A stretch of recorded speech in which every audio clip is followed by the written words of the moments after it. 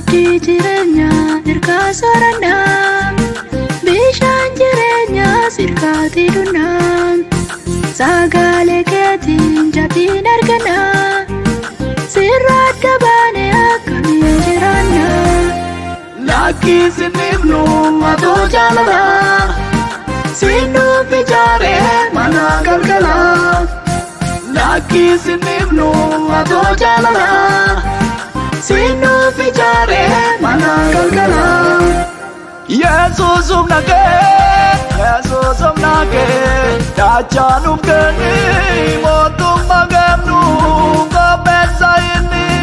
Gooftaa yaana kee, Gooftaa yaana kee, dachaanuuf kenni mootummaa kennu qopheessa inni.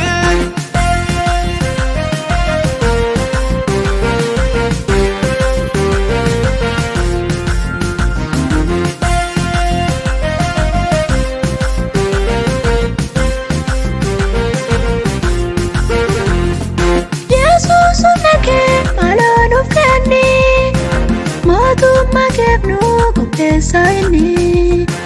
Gooftaa yaana kee dachaanuuf kenni, mootummaa kennu qopheessa inni. Nagaa boqonnaa siif argama, kan nutti ulfaate siif danda'ama. Hundumaa gochuu atoo hin dandeessa, aboon kan keetii maaltu si dangeessa. Nagaa boqonnaa siif argama, kan nutti ulfaate siif danda'ama. Hundumaa gochuu atoo hin dandeessa, aboon kan keetii maaltu si dangeessa.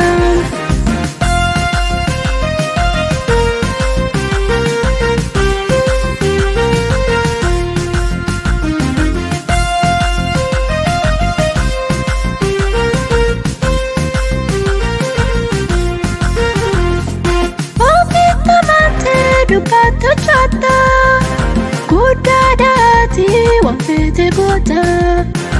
Ofitti amantee jettee raawwatta, jabaadhamaati waan feete goota. Ofitti amantee dubbattu chatta, guddaadhaati waan feete goota. Ofitti amantee jettee raawwatta, jabaadhamaati waan feete goota. Maatii jireenyaa ergaa soorannaa, bishaan jireenyaa sirkaatti dhunnaa. Sagalee keetiin jaatiin argannaa, sirra adda baanee akkamiin jiraannaa. Lakkii sinifnu atoo jaalalaa, sinuuf ijaaree mana galgalaa.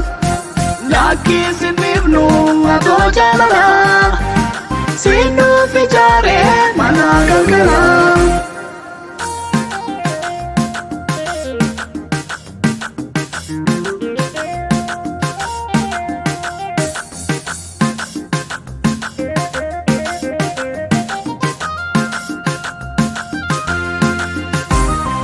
Yesuus humna kee maaloo nuuf kenni, mootummaa kennu qopheessa inni.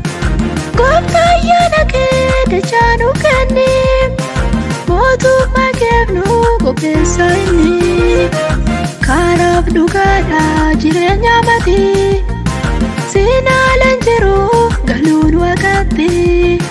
Furtuun jireenyaa harka kee jira, gaatiin nama hundaa Yesuus si bira. Yesuus humna kee, Yesuus humna kee, dachaanuuf kenni mootummaa kennu qopheessa inni. Gooftaa yaana kee, Gooftaa yaana kee, dachaanuuf kenni mootummaa kennu qopheessa inni. Abdiin qajeelota Gooftaa si qofa, inni kan sobaa asuma qafa. Waatiin qulqulloota Yesuus si qofa, inni kan sobaa asuma qafa. Siif taanee akka jiraannu Gooftaa nu gargaari, guyyaa dhufaatii keetti ija kennu ilaali. Siif taanee akka jiraannu